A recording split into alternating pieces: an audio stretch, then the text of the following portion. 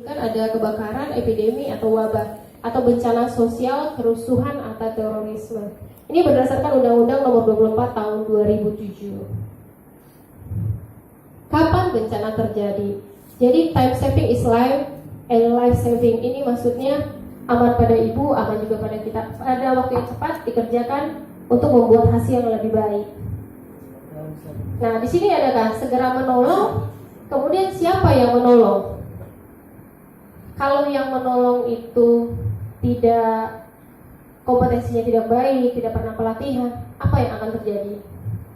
Memunculkan korban yang baru. Dan kemungkinan besar yang menolong bisa jadi korban. Jadi kita tetap harus latihan, dan latihan. Kemudian lokasi bencana, tempatnya, alamatnya, kemudian kondisinya, ketinggiannya, kebudayaan setempat. Nah, kita juga berpikir kalau misalnya di satu tempat kita tidak boleh asal masuk kalau kita orang pendatang. Kita lihat juga lingkungannya ada apa tata krama yang harus kita lakukan. Apakah orang meninggal ya biarin aja di situ, tidak boleh dipegang misalnya, atau seperti apa dari lingkungan di tempat kita datang. Seandainya kita membantu pertolongan ke tempat lain. Nah, siapa yang terlibat di bencana? Berapa estimasi korban jiwa dan luka? Siapa komando penanganan bencana? Ini di tingkat di atasnya kita.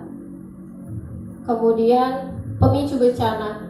Kita pergi di dalam satu tempat, kita perlu harus tahu, Pak. Kalau Bapak pergi katanya karena banjir atau longsor, kita tidak kenal tempat. Ternyata di daerah itu kita datang nih, kita tidak tahu. Di sekitar tempat korban ada, ternyata ada lengkungan. Misalnya, kita pergi ke sana, ke dalam, kita tidak tahu lokasinya. Kita yang jadi korban tambahannya. Yang artinya di sini sebelum kita pergi ke satu tempat, kita harus kenali tempat itu lebih dulu. Kira-kira di lingkungan itu ada apa? Seandainya misalnya di sana ada pabrik di tempat tersebut, ternyata ada limbah dekat dengan korban, kita juga harus tahu limbahnya itu jenisnya apa, seperti apa. Misalnya ada pabrik kan, ada merkuri kah atau apa. Kita juga petugas harus mengamankan diri kita juga, dan orang lingkungan juga harus tahu. Tidak sembarangan untuk masuk. Kemudian bagaimana cara menolong orang yang terkena bencana, bagaimana akses ke daerah bencana, bagaimana komunikasi dari lokasi bencana ke base camp.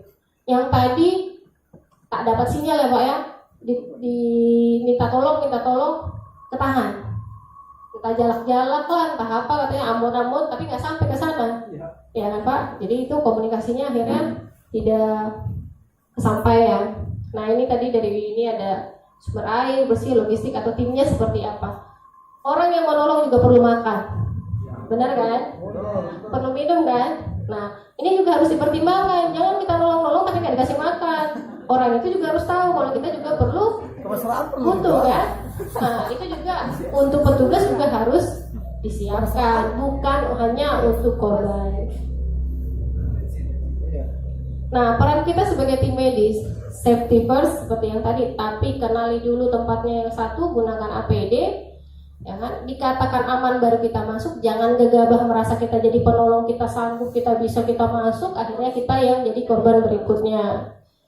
Setelah menggunakan APD baru dikatakan tempatnya aman, kita petugas kesehatan bisa masuk, kita baru masuk. Itu yang tadi triase inisial assessment di awal. Kemudian ada penanganan di lapangan, kemudian evakuasi dan transport medik. Jangan menambah beban masyarakat, yang artinya kita tidak boleh menjadi beban orang di lingkungan kita sudah